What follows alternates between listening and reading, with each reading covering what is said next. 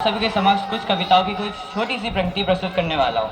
तो मेरी पहली जो पंक्ति है वह उस पर है, जब दुर्योधन श्री कृष्ण को जंजीरों से बांधने का सोचता है और श्री कृष्ण उन्हें अपना विकराल रूप दिखाते हुए उसे चुनौती देते हैं और कहते हैं, भूलो कतल पाताल देख गत अनागत काल देख, यह देख जगत का आदिशन, यह देख महाभारत का रण, मृतकों से पटी हुआ है, पहचान कहाँ उसमें तू है। और मुट्ठी में तीनों काल देख, पद के नीचे पाताल देख, अंबर में कुंडल जाल देख, मेरा स्वरूप विकराल देख।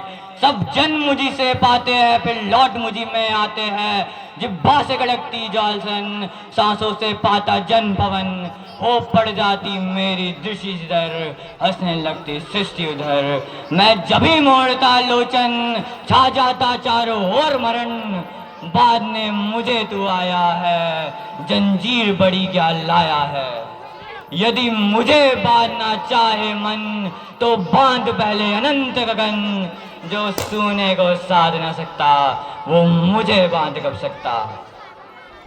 और मेरी जो दूसरी कविता है वह तब है जब श्री कृष्ण अर्जुन को गीता का ज्ञान दे रहे होते हैं, परंतु अर्जुन को श्री कृष्ण में कुछ संकोच होता है और अर्जुन कहते हैं, अरे खुद को ईश्वर कहते हो तो जल्दी अपना नाम बताओ, खुद को ईश्वर कहते हो तो जल्दी अपना नाम बताओ। इतना सुनते ही माधव का धीरज पूरा डोल गया, तीन लोग का स्वामी फिर बेहद गुस्से में बोल गया, अरे कान खोलकर सुनो पार्थ, मैं ही त्रेता का राम हूँ, कान खोलकर सुनो पार्थ, मैं ही त्रेता का राम हूँ। कृष्ण मुझे सब कहते, मैं द्वापर का घनश्याम हूँ। रूप कभी नारी का रख के मैं ही केस बदलता हूँ, धर्म बचाने के खातिर अंगी द्वेष बदलता हूँ। विष्णु जी का दसम रूप परशुराम मत वाला हूँ, नाग कालिया के फन पे मर्दन करने वाला हूँ। बकासुर और महिषासुर को मैंने जिंदा गाड़ दिया, बकासुर और महिषासुर को मैंने जिंदा गाड़ दिया, धर्म बचाने के खातिर नरसिंह बन के हिरण्याकश्यप फाड़ दिया। आप सभी का बहुत धन्यवाद कि आपने मुझे इतनी विनम्रता से सुना।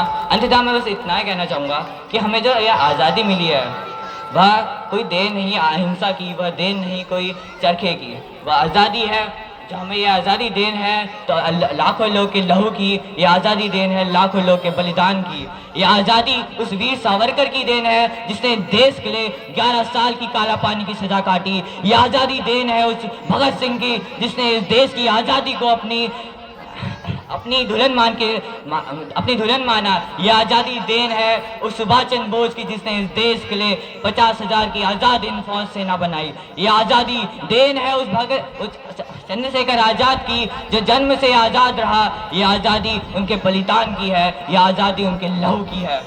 ये आज़ादी देन नहीं उस गांधी नेहरू की जिसने इस जो अंग्रेजों के नेतृत्व में रह के महान कहलाए। ये आज़ादी देन है उन वीरों की जिसने अपनी जवानी, अपना जीवन और अपना बलिदान इस देश के लिए दिया। आप सबसे मैं बस इतना निवेदन करना चाहता हूँ कि 80 साल गांधी की तरह जीने से अच्छा 22 साल भगत सिंह जैसे जियो। धन्यवाद।